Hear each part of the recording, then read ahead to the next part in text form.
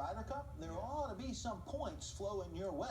No doubt about that. We'll ask him about that later when he joins us on this Monday edition of Morning Drive. Lots to learn from Kevin Kisner. Yeah, let me head over here to your putting green. Please do. Make yourself comfortable. Let me get my driver out. Kevin Kisner does something that might seem a little bit unusual to quite a few people, but it really shouldn't. Let's go ahead and look at him driving the golf ball on the golf course yesterday. What I want you to notice is he doesn't ground this golf club. He hovers it. Let's go ahead and roll it, guys, and you'll see that that golf club never gets on the ground with that driver. It's pretty good drive, too.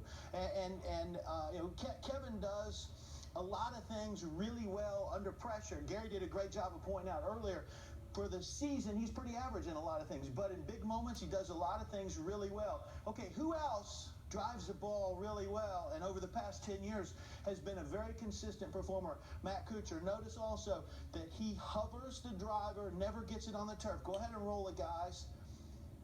The driver never gets on the turf. It's really high, very pronounced, and you can see that throughout Matt Kuchar's entire game. Who else has done this? Let's go back in time a little bit. You got to look a little bit closer because Mr. Nicklaus actually kept the ball a little closer to the club, a little closer to the turf than Matt Kuchar and Kevin Kisner did. Go ahead and roll it. But Mr. Nicklaus was famous for not grounding the club. At some point it would get on there, but before he started his swing, he would hover it just above the turf. You had to look really close to see it.